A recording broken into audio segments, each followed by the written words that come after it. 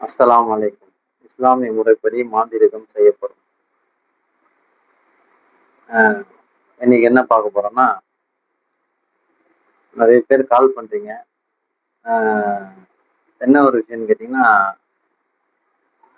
நீண்ட நாட்களாக எனக்கு இந்த கெட்ட ஜின்னாத் ஒரு தொல்லை இருக்குதுன்னு சொல்லிட்டு நெறைய பேர் கால் பண்றீங்க.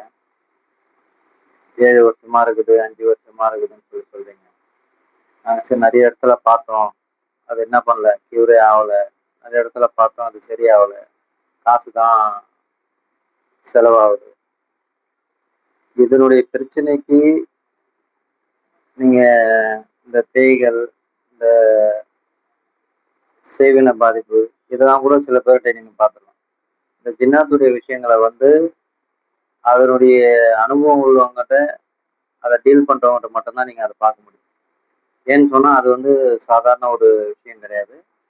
ஆ மிக வலிமையான ஒரு சக்தி கொண்டது. அதனால அத எப்படி ஃபேஸ் பண்ணணுமோ, அது மாரி தான் ஃபேஸ் பண்ண முடியும்.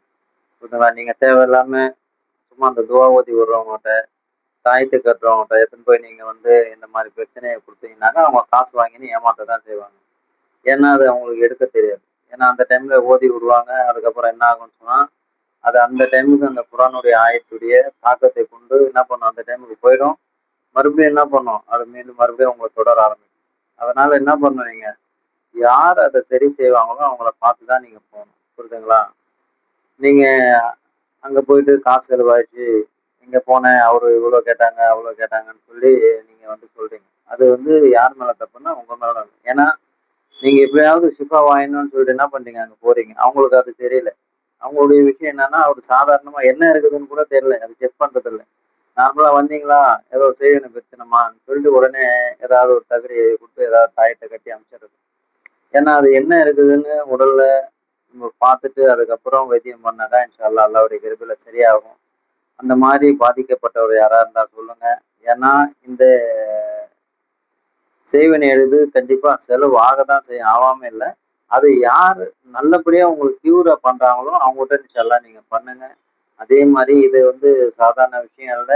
இந்த மாரி பாதிப்பு உள்ளவங்க எனக்கு கால் பண்ணுங்க. அதே மாரி பில்லி, சூனியம், ஏவல்கள், ஆ பேய்கள், ஆ செய்வினை பிரச்சனைகள், ஆ கண் திருஷ்டி பிரச்சனைகள், அதே மாரி யாருக்காவது உடல் சோர்வு, இந்த மாரி உடம்பு பசங்களுக்கு உடம்பு சரியில்ல.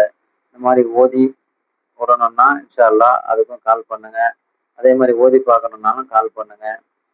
அடுத்தபட்சம் இந்த மாரி வீடியோ வந்து என்ன பண்ணுங்க, நீங்க பார்க்கறது மட்டும் இல்லாம பிறருக்கு ஷேர் பண்ணுங்க. ஏன்னா, அப்பதான் வந்து என்ன ஆகும், அவங்களும் பார்த்து அதனுடைய பலன அடைவாங்க. அதே மாரி அவங்களுடைய பாதிப்பு இன்ஷா அல்லாஹ் முழுமையாக நீங்கறதுக்கான வழி ஏற்படும். இன்ஷா அல்லாஹ் அவங்களுக்கும் ஷேர் பண்ணி விடுங்க. ஷேர் பண்ணா தான் அவங்களும் என்ன பண்ணுவாங்க, அத பார்த்து ஏதாவது ஒரு ரூபத்துல அவங்க ஷிஃபாவ அடைவாங்க. இன்ஷா அல்லாஹ் அல்லாஹ்வுடைய தொடர்பு கொண்டு. அஸ்ஸலாமு அலைக்கும்.